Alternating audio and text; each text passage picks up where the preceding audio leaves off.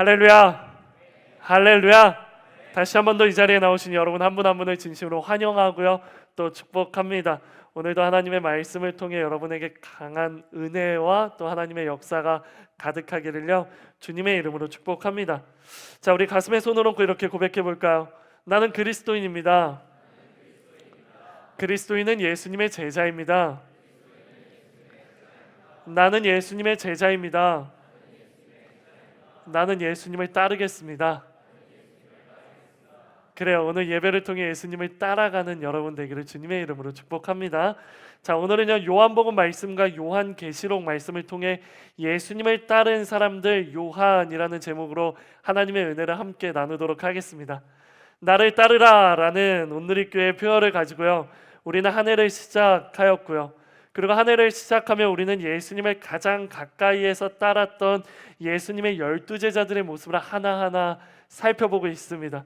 오늘 우리는 네 번째로 예수님의 제자에 대해 살펴보려고 하는데요, 오늘 네 번째로 함께 살펴볼 제자는 바로 요한입니다. 다 함께 따라해 볼까요? 요한.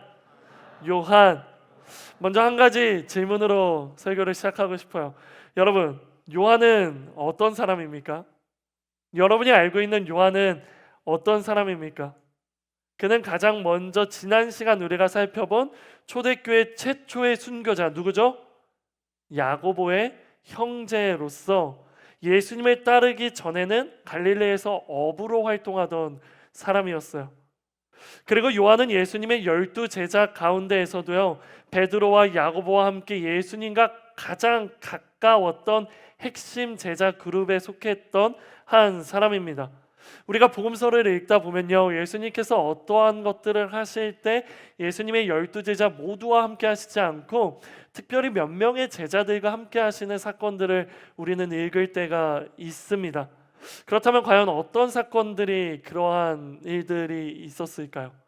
어떠한 사건 가운데 예수님은 특별히 몇 명의 제자들만 함께 데리고 갔을까요? 크게 두 가지가 있는데요, 먼저 첫 번째는요, 변화산 사건이에요. 변화산 사건이 무엇입니까? 예수님의 모습이 영광스럽게 변화되고요, 옷이 빛처럼 휘어졌고요, 그곳에서 누구를 만납니까? 모세와 엘리야가 나타나서 예수님과 함께 대화하는 사건이 바로 변화산 사건이죠. 이때 예수님과 함께 동행한 제자는 딱 3명이었습니다. 누구? 베드로, 야고보, 그리고 오늘 본문의 주인공인 요한이에요. 그리고 두 번째 대표적인 사건은 무엇이냐? 예수님께서 붙잡히시기 전날 밤 어디? 겟세마네 동산에서 기도하시러 가는 바로 그 스토리입니다.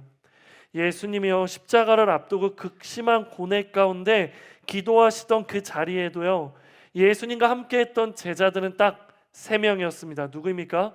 베드로, 야고보, 그리고 요한이었습니다. 이처럼 요한은 예수님의 12제자 가운데에서도요, 예수님과 가장 가까이에서 사역과 고난의 순간을 함께 했던 사람이에요. 여기서 요한의 또 다른 하나의 특징을 더 이야기하자면요, 그는 신약 성경 몇 권? 우리 같은 성경 보죠? 신약 성경 몇 권? 그래요. 27권 중에서 무려 5권을 기록한 사람입니다. 어떤 책? 요한복음, 요한 1서, 요한 2서, 요한 3서, 그리고 요한 계시록, 총 5권의 성경이 그의 이름과 연결되어 있어요. 또 한 가지 눈에 띄는 점은요, 요한은요, 다른 제자들과는 달리 순교하지 않고 장수했다라는 사실이에요. 그는 에베소에서 사역하던 중 노년에 로마 제국에 의해 반모섬에 유배되었고요. 그런데 그 반모섬에 유배되었을 때 무엇을 하게 됩니까? 바로 그것에서 하나님의 강한 임재를 느끼고 하나님이 보여주시는 환상을 기록하였는데, 그 기록한 책이 무엇입니까? 요한계시록이라는 것이에요. 이처럼 성경 속에는요, 요한에 대한 수많은 이야기들, 요한과 관계된 수많은 이야기들을 찾아볼 수 있습니다.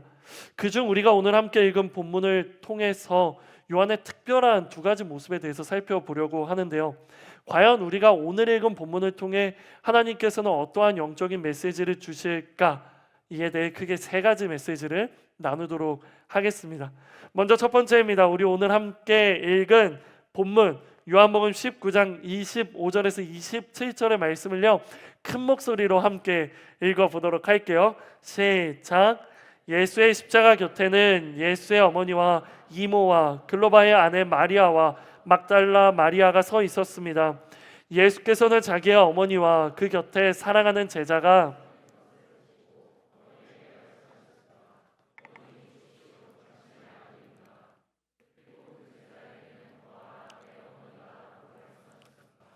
그때부터 그 제자는 예수의 어머니를 자기 집에 모셨습니다. 아멘. 자, 전체 21장으로 구성되어 있는 요한복음의 거의 마지막 부분인 오늘 말씀 요한복음 19장이죠. 바로 이 말씀은요, 예수님께서 십자가에 못 박히셨을 때의 일을 기록한 본문입니다. 여기서 집중하고 싶은 것은요, 그때 누가 그 자리에 있었느냐라는 거예요. 예수님께서 십자가에 못 박혀 계셨을 때 그때 그 자리에 누가 있었느냐, 바로 이것을 우리가 첫 번째로 집중해 보려고 해요. 이에 대해서는요, 25절과 26절에 명확하게 기록되어 있습니다. 바로 누가 있었습니까? 예수님의 어머니와 이모와 글로바의 아내 마리아와 그리고 막달라 마리아라는 사람이 있었어요. 그리고 26절을 보십시오. 볼펜이 있으신 분들은 밑줄 그어주세요. 사랑하는 제자가 그곳에 있었다라고 성경은 이야기하고 있어요. 그렇다면 여기서 질문입니다. 26절에 기록되어 있는 사랑하는 제자란 누구일까요? 굉장히 좋습니다. 요한복음을 읽다 보면요, 예수께서 사랑하시던 제자라는 표현이 자주 등장합니다. 하지만 요한복음이 끝날 때까지요, 그 이름을 밝히지 않아요. 그러나 이 인물이 12제자 안에 속해 있다는 것을 우리는 스토리를 통해 파악할 수 있고요, 최후의 만찬과 십자가 현장 그리고 부활 이후에 예수님 곁에 계속 등장하고 있다라는 점을 보면요, 특정 인물임을 우리는 유추할 수 있어요. 특히 요한복음에는 베드로나 야고보의 이름은 언급되면서도요, 세베대의 아들 요한의 이름은요 거의 요한복음에 등장하지 않습니다. 그 자리를 대신에 등장하는 바로 그 수식어가요, 사랑하는 제자라는 수식어가 등장하는 거예요. 더 결정적인 것은 무엇이냐? 요한복음 마지막에서요, 이 복음서를 기록한 증인이 바로 그 사랑하는 제자이다라고 성경은 우리에게 이야기해 준다라는 거예요. 우리 함께 요한복음 21장 20절 말씀과 24절 말씀 두 구절을 연달아 읽어볼게요. 시작. 베드로가 돌아보니 예수께서 사랑하시던 제자가 따라오고 있었습니다. 주여, 주를 배반할 사람이 누구입니까? 라고 물었던 사람이었습니다. 이 일을 증언하고 기록한 사람이 바로 이 제자입니다. 우리는 그의 증언이 참되다는 것을 알고 있습니다. 아멘. 자, 20절을 보면요, 그의 사랑하는 제자, 예수께서 사랑하시던 제자가 베드로와 함께 있었다라고 기록하죠. 근데 조금만 더 읽어 내려가면 24절에 바로 그 제자는 이 복음서를 증언하고 기록하고 있는 사람이다라고 말해요. 즉, 사랑하는 제자는, 예수께서 사랑하시던 제자는 요한복음을 기록한 사람이다라고 이야기하는 것입니다. 이를 통해 초대교회 때부터 일관되게요, 사랑하는 제자를 사도 요한으로 우리는 이해하고 있는 것이에요. 그래요. 정리하면요, 요한은 자신의 이름을 드러내기보다 자신을 예수께 사랑받는 사람으로만 소개하면서요, 그 정체성 자체를 신앙의 고백으로 남기고 있는 것이에요. 나의 정체성은 요한이 아니라 나의 정체성은 예수께서 사랑하시던 사람이다. 나의 정체성은 예수님이 나를 사랑하시던 제자였고 나도 예수님을 사랑하는 사람이었다. 그게 바로 나다. 자신의 정체성이 신앙의 고백으로 연결되는 것입니다. 결국 예수님이 십자가 지실 때 그 옆에 있었던 제자는 바로 요한이었다라는 것을 의미하는 것이에요. 기억해 주실래요? 예수님이 십자가 지시는 그 자리에 있었던 제자는 오직 요한뿐이었습니다. 요한은 도망가지 않았습니다. 그는 끝까지 십자가 곁에 남아 있었습니다. 그리고 바로 그 자리에서 예수님은 요한을 향해 이렇게 말씀하십니다. 27절 제가 읽어볼게요. 그리고 그 제자에게는, 그리고 요한에게는 보아라, 네 어머니다 라고 말씀하셨습니다. 그때부터 그 제자는, 그때부터 요한은 예수의 어머니를 자기 집에 모셨습니다 라고 기록하고 있어요. 마지막까지 예수님 곁에 머무르고 있던 요한에게 예수님은 자신의 어머니 마리아를 요한에게 맡기시는 거예요. 사랑하는 허브 공동체 여러분, 우리는 이 부분에서요 분명히 짚고 넘어가고 싶은 한 가지가 있습니다. 그것은 바로 예수님의 말씀은 그저 요한에게 자신의 어머니를 모셔달라는 단순한 보호 요청을 한 것이 아니라는 거예요. 기억해 주실래요? 이는요, 예수님께서 요한에게 새로운 사명을 주시는 것입니다. 제가 이렇게 말씀드리면요, 누군가는 이렇게 생각할 수 있을 것 같아요. 이게 사명이라고요? 이게 요한의 새로운 사명이라고요? 사명은 좀 멋지고 위대한 일 아닌가요? 너무 사실 좀 멋 없는 거 아니에요? 요한을 제외한 다른 모든 제자들은 저마다의 땅 끝으로 가 자기 목숨을 순교하면서까지 예수님의 복음을 전했는데, 요한은 고작 어머니, 그 어머니를 모시는 것이 요한의 사명이라고요? 그런 것도 사명이라고 할 수 있나요? 라고 생각하시는 분들이 있을 수도 있을 것 같아요. 혹시 이런 생각을 하시는 분들이 계시다면요, 분명하게 이야기해 드리고 싶습니다. 이것은 요한의 새로운 사명이 맞다고요. 사랑하는 여러분, 여러분에게 물어보고 싶어요. 사명이 무엇입니까? 여러분이 생각하는 사명의 정의는 무엇입니까? 이에 대해 제가 너무나도 존경하는 존 스토트 목사님은 이렇게 말씀하십니다. 사명은 하나님의 뜻에 대한 순종이다. 따라해 볼까요? 사명은 하나님의 뜻에 대한 순종이다. 그래요. 존 스토트는요, 사명에 대해 무엇을 하느냐의 문제가 아니라 누구의 뜻에 순종하느냐의 문제로 본 것이에요.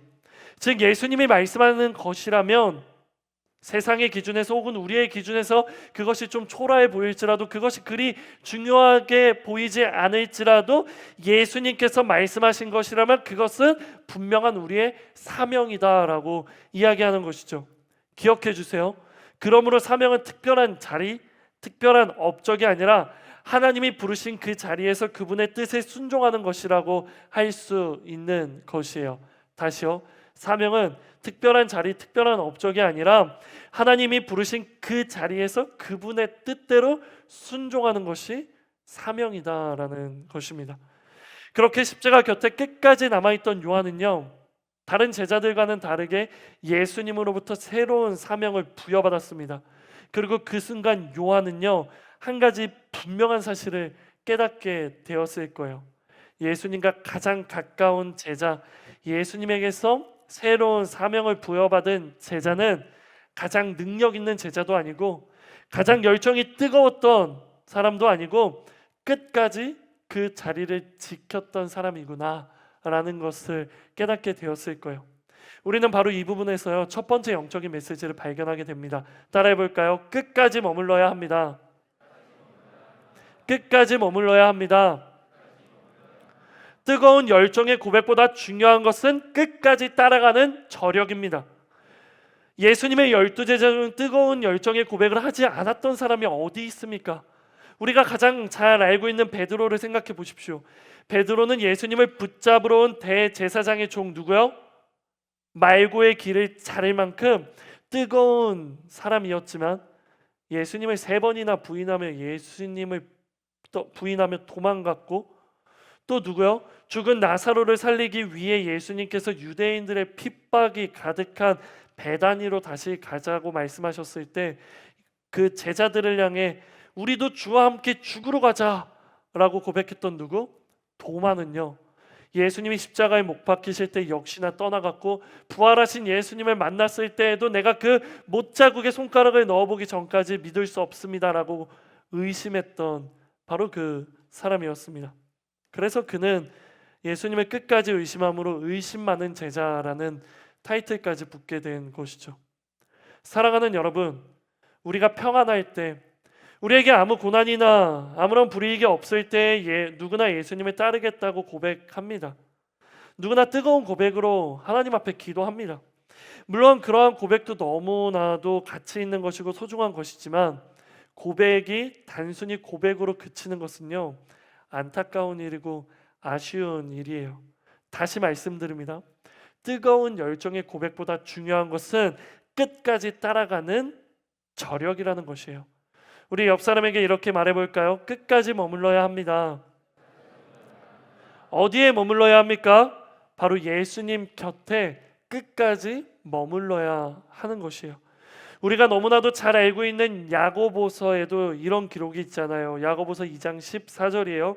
내 형제들이여, 만일 누가 믿음이 있다고 하면서 행함이 없으면 무슨 소용이 있겠습니까? 그런 믿음이 자신을 구원하겠습니까? 바꾸어 말해 볼까요? 내 형제들이여, 만일 누가 뜨거운 열정의 고백을 하면서 그 자리를 지키지 않는다면 그게 무슨 소용이 있겠습니까? 그러한 끝까지 자리를 지키지 않는 열정의 고백이 우리를 구원하겠습니까? 이야기하는 것이에요.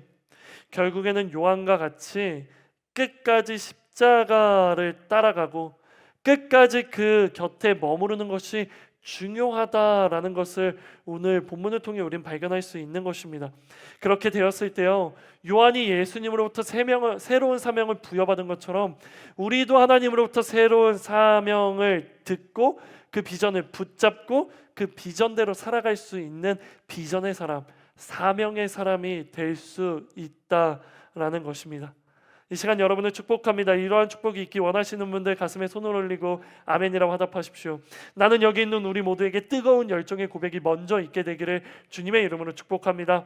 하지만 여기서 멈추지 않고 나는 여기 있는 우리 모두에게 뜨거운 열정의 고백대로 끝까지 따라가는 저력도 있게 되기를 주님의 이름으로 축복합니다. 그렇게 끝까지 따라가며 예수님 곁에 머무를 때요, 우리에게 주시는 새로운 사명을 붙잡고 그것에 순종하는 역사가요 여러분의 삶 가운데 가득하기를요 주님의 이름으로 축복합니다. 이것이 바로 오늘 본문 말씀을 통해 여러분과 나누고 싶었던 첫 번째 영적인 메시지입니다. 다음 두 번째로 넘어가 보도록 할게요. 두 번째 영적인 메시지는요, 바로 우리 두 번째 본문인 요한계시록 말씀을 통해 발견할 수 있어요. 요한계시록 말씀은 우리가 지난해 처음부터 끝까지 세세하게 한 장 한 장 살펴보았던 말씀이기 때문에 우리에게 크게 어렵지 않을 거라고 생각이 듭니다. 하지만 역시나 두렵고 떨림으로 물어볼게요. 바라옵기는 제발 대답할 수 있기를 바랍니다. 요한계시록은요, 요한이 언제 어디에서 기록한 책입니까? 요한계시록은 요한이 언제 어디서 기록한 책입니까? 다 제 잘못입니다. 다시 말씀드릴게요. 기억해 주세요. 요한계시록은 사도 요한이 말년 노년에 어디? patmos섬에서 기록한 책이에요. 정확한 시기는 알 수 없지만 요한의 말년이에요. 요한의 인생의 끝 지점에서 patmos섬에서 기록한 책입니다. 그래요. 요한계시록은 그 기록 장소가요 patmos섬이라고 명확하게 기록되어 있어요. 그렇다면 여기서 두 번째 질문이에요. 요한은 왜 patmos섬에 있게 된 것일까요? 요한은 어떠한 이유로 patmos섬에 있게 되었을까요? 이에 대해서는요, 우리가 오늘 함께 읽은 요한계시록 1장 9절에서요 발견할 수 있어요. 함께 읽어볼까요? 시작.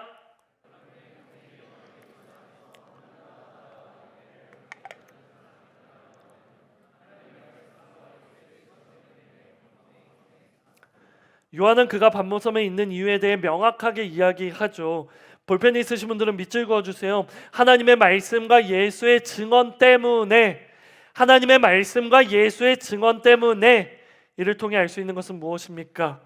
요한은 결코 그의 인생에서 복음을 증언하는 일을 멈추지 않았다라는 것을 우리는 알 수 있어요. 그 증거가 바로 요한이 노년의 때에 patmos섬에 유배된 사실이라는 거예요. 사랑하는 여러분, 우리는 여기서 또 하나의 사실을 발견하게 돼요. 끝까지 예수님의 십자가 길을 따라간 요한은요, 예수님의 어머니를 모시고 살아가면서도 새로운 사명을 받았음에도 불구하고 그 사명을 위해 최선을 다해 살면서도 결코 복음을 전도하는 일을 포기하지 않았다, 소홀히 하지 않았다라는 것을 우리가 발견할 수 있는 것이에요. 그는 계속해서요, 하나님의 말씀을 가르쳤고 하나님의 말씀을 선포했으며 예수 그리스도의 복음을 증언하는 일을 했습니다. 왜요? 이것이 바로 십자가에서 부활하시고 승천하시기 이전에 예수님께서 제자들에게 하신 말씀이잖아요. 우리 모두가 암송하고 있죠. 사도행전 1장 8절의 말씀입니다. 무엇이죠? 오직 성령이 너희에게 임하시면 너희가 권능을 받고 예루살렘과 온 유대와, 맞아요. 바로 이 말씀이 예수님께서 제자들에게, 아니요, 여기 있는 우리에게 하신 말씀이에요. 땅끝까지 이르러 내 증인이 되라는 예수님의 말씀, 예수님의 명령이 요한의 마음판에 새겨졌고 요한은 그 말씀에 순종하며 계속해서 예수님의 증인된 삶을 살아갔다라는 것이죠. 여기서 우리는 두 번째 영적인 메시지를 발견하게 됩니다. 다 함께 따라해 볼까요? 끝까지 증언해야 합니다. 그래요. 복음을 전하는 것은 특별한 사명이라기보다는요, 모든 그리스도인이 행해야 하는 마땅한 행동입니다. 아멘? 아멘? 우리는 이것을 오해해서는 안 됩니다.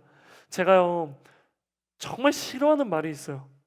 제가 신학교 다니면서 이런 말하는 동기들하고는 가까이 지내지 말아야지라고 생각했던, 좀 나쁜 마음이죠. 근데 그런 말이 있어요. 그게 뭐냐면요, 선교는 나의 사명이 아니야 라는 말, 선교는 우리 교회의 비전이 아니야 라는 말. 제가 온누리교회 청년 출신이 아니지만 온누리교회에 지원한 가장 큰 이유이기도 합니다. 이전에 사역하였던 한 곳에서 선교의 마음을 나누며 아웃리치를 가겠다고 이야기 드렸습니다. 아웃리치가 없던 교회였어요. 그래서 아웃리치를 가겠다고 말씀드리고 아웃리치 기획안을 짜고 한 6개월 전부터 어떻게 아웃리치를 갈 거고 재정은 어떻게 모을 거고 그런 기획안을 짜서 교회에 제출했습니다. 그런데 그것을 보시고 한 시니어 분들께서 제게 이렇게 말씀하시는 거예요. 선교는 우리의 비전이 아니야. 그래서 우리는 선교를 허락할 수 없어. 이게 무슨 말입니까? 제가 그 말을 듣고 다짐했어요. 올해까지다. 그리고 진짜 사임하고 지원서를 제출한 교회가 딱 한 곳 온누리교회였어요. 선교의 본질, 교회의 본질이 선교라고 이야기하는 교회는 어떠할까? 과연 온누리교회 가면 내가 무엇을 배울 수 있을까? 정말 온누리교회 선교는 무엇이 다른가? 그게 너무 궁금했어요. 그래서 딱 한 군데 지원한 것이 온누리교회였고, 또 감사하게 온누리교회에서 사역할 수 있는 기회를 주셔서 지금까지 여기서 함께하고 있습니다. 여러분, 20세기의 아주 유명한 신학자의 고백을 기억하십시오. 불이 타오르면서 존재하듯이 교회는 선교에 의해 존재한다. 즉 교회의 본질은 선교라고 말하는 것이에요. 또한 구약학자이지만 특별히 복음주의 선교학에 굉장한 영향력을 미치는 크리스토퍼 라이트 박사는요, 이렇게 말합니다. 교회를 위해 선교를 두신 것이 아니라 선교를 위해 교회를 두신 것이다. 이 또한 교회의 본질은 선교라는 것을, 선교는 교회의 모든 사람들이 동참해야 하는, 감당해야 하는 책임이자 의무라는 것을 이야기해주고 있는 것이에요. 사랑하는 허브 공동체 여러분, 나는 여러분이 선교를 선택할 수 있다고 착각하지 않게 되기를 간절히 소망합니다. 선교는 선택이 아니라 의무입니다. 선교는요, 선택의 문제가 아니라 예수님의 말씀에 포기하느냐 순종하느냐, 포기와 순종, 순종과 불순종의 문제라는 것이에요. 선교는 예수님을 믿는 우리가 마땅히 참여해야 하는 것인 줄 믿습니다. 그래서 나는 우리 허브 공동체가 지금보다 더 선교에 힘쓰는 공동체가 되기를 주님의 이름으로 축복합니다. 그렇게 하나님께서 우리에게 품게 하신 그 땅으로 나아가고 하나님께서 우리에게 품게 하신 그 땅을 위해 기도하는, 그로 인해 우리의 기도를 통해 우리의 동참을 통해 그곳 가운데 복음이 확장되고 하나님의 나라가 확장되며 예수 그리스도의 복음의 씨앗이 뿌려지게 되기를 주님의 이름으로 축복합니다. 이것이 바로 요한의 모습을 통해 두 번째로 나누고 싶었던 영적인 메시지요. 마지막 세 번째입니다. 다시 본문으로 돌아와서 그렇게 마땅히 해야 하는 복음을 전한 요한은요, 결국 반모섬에 고립돼요. 사랑하는 여러분, 혹시 반모섬이 어떤 곳인 줄 아세요? 반모섬의 특징을 아시나요? 반모섬은요, 오늘날 에게해, 즉 그리스 영토에 속한 곳인데요. 그곳의 크기는 매우 작고요. 그곳의 지형은 산악 지형이에요. 그렇기 때문에 그곳에서 농사를 짓는 것은 굉장히 어려운 일이었고요. 또 환경적으로 산악지대이기 때문에 고립되거나 길을 잃기 쉬운 지형이었습니다. 쉽게 말하면요, 반모섬은 살기 좋은 곳이 아니라 떼어놓고 고립시키기 좋은 곳이다라는 것이에요.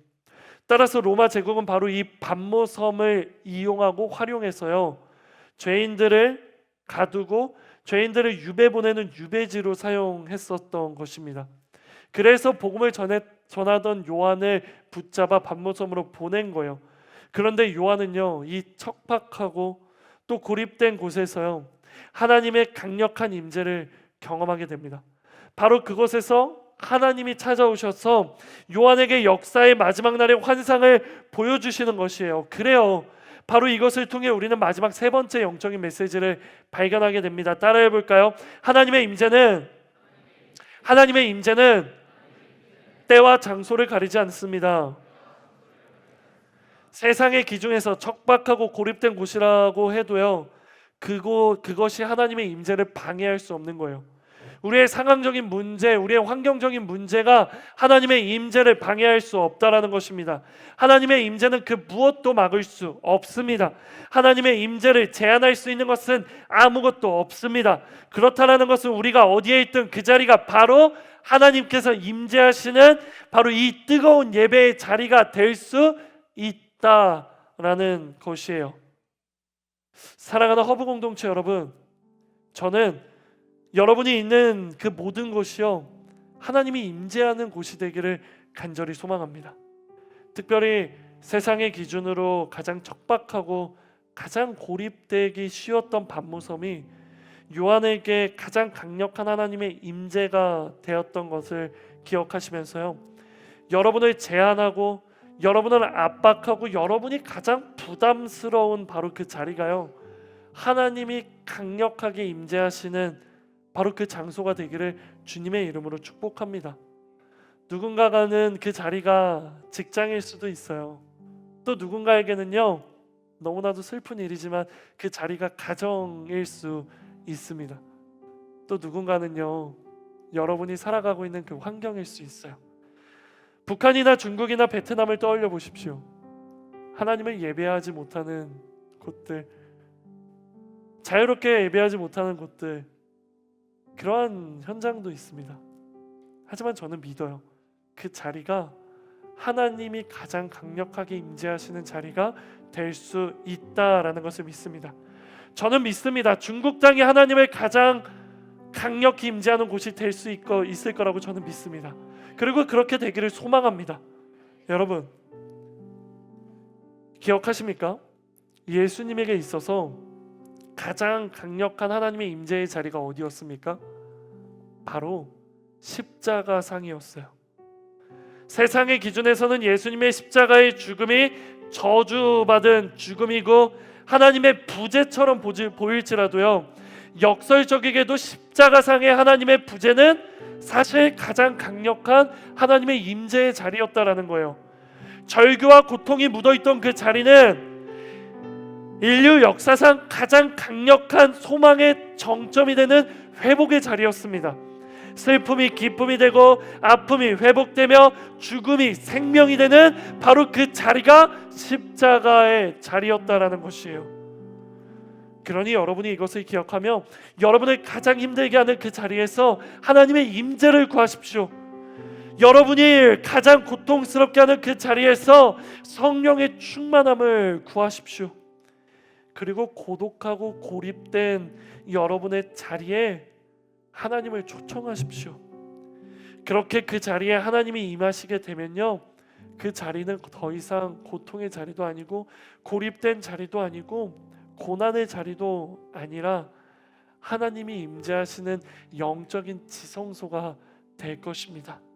사랑하는 여러분, 나는 여러분이 있는 그 모든 곳이 하나님이 가장 강력히 임재하시는 영적인 지성소가 되기를 주님의 이름으로 축복합니다. 특별히 두렵지만 끝까지 예수님의 곁을 따라간 그 자리가 하나님이 가장 강력히 임재하시는 그 자리가 되기를 주님의 이름으로 축복합니다. 그리고 끝까지 복음만을 증언하는 그 자리가 성령님이 역사하시는 가장 강력한 임재의 자리가 되기를요 주님의 이름으로 축복합니다. 이것이 오늘 여러분과 나누고 싶은 마지막 세 번째 영적인 메시지입니다. 우리 이 시간 함께 들은 말씀을 놓고 기도하며 나아가기 원합니다. 우리 이 시간 딱 2번 기도할 건데요, 이 2번의 기도에 우리 후회를 남기지 맙시다. 이 2번의 기도에 우리의 모든 것을 한번 다 걸어봅시다. 하나님, 내가 오늘 이 2번의 기도에 정말 뜨겁게 모든 것을 다 걸어 기도하겠다 다짐하는 분들, 우리 이 시간 자리에서 일어나셨어요. 하나님 앞에 가장 첫 번째로 이렇게 기도하며 나아가기 원합니다. 하나님, 내가 끝까지 하나님 곁에 머무르는 사람 되게 하여 주시옵소서. 뜨거운 열정의 고백을 넘어 정말 하나님 아버지 끝까지 그 자리에 머무르는 행동이 있게 하여 주시옵소서. 고백뿐이 신앙이 아니라 행동으로 이어지는 신앙 되게 하여 주시옵소서. 우리 이 시간 그런 사람 되게 해달라고 주님의 이름 한번 부르고 기도합시다.